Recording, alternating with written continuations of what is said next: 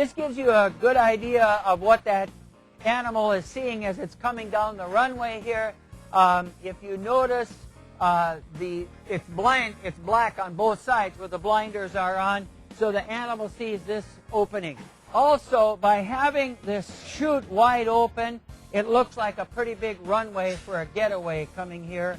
And then once you've got the animal inside, then you can just take and quickly close them down, and that thing is closed down now to probably a 300-pound calf would be what would fit in there. Our palpation cage is a big area. Again, we have made our chute tall, high.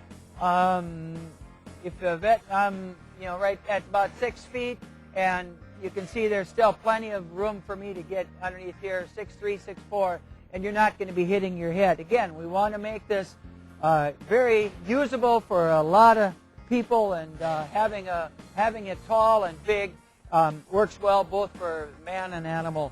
These are just on a slam-shut basis, so it slams shut when you just give it a push. Also, on this unit, that just slams shut going back also. We've done a lot of different doors. We've done a lot of different procedures on this unit over time. We had a slide-out door we've worked on that, had that on some units, and we found that it works fine, but it's dangerous if you have the door half open and an animal really hits it hard. That door will just come flying open on you. And I do know a lady that had her hand right here, and when that door hit it, she was hurt badly for a long time on that hand. We also did a scissor door, where we moved the doors totally in and out. Again, that worked too, but if you were in a real hurry, they would bind up whenever you went to shut them when you did a quick closure. We do have a drop gate, which we still do use on some of our units, on different sections of it. And the drop gate works really well because we have a lock at the top and a lock at the bottom. But the downside of a drop gate is that it gets to be, after working it all day long, your arm gets tired if you've done 400 head. So we devised this new door. And I do have to tell you that the first 6 people, and this is the truth, the first 6 people we showed this to, their comment was, "Is that ever slick?" So, guess what? We call it the slick door. Now, it's like a bifold door, and it works so easy that it's just nothing to moving it. It's so fast, and it's so secure. I'll let it go shut on just the butt end of the animal as they're going through, and man, this thing will close right in on that tail just as it's squeezing and going by. The animal steps through, and the minute that animal's through, this is shut right on the tail right behind them. Slick door, real slick. We do have some different sections of alleyway. This one is a 8.5-foot length. We do make them in longer sections, or you can just pin them together. If you wanted a 16, 17-foot alley, just get 2 of them, or you get 3, 4, however many you want to put together. I'm going to show you part of this alley on the other side, but for here, this is a drop-down side, so you can get in and you can paddle a calf right along while standing on the ground and walking on the ground. And then again, just a slam-shut door takes care of it. A drop gate gets used occasionally through our systems, and they all work the same. This drop gate is locked down, so if an animal brings its head underneath it right now, it can't lift it up because it's locked.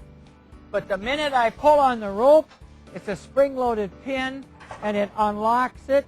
Now I can lift it up, and then it's just a lock at the top. It self-locks itself at the top, and it'll stay there then until, again, I just give this rope a pull, release the pin, and now it's back and locked at the bottom again. This one has the ability to get your alley widened or narrowed. And this is so simple.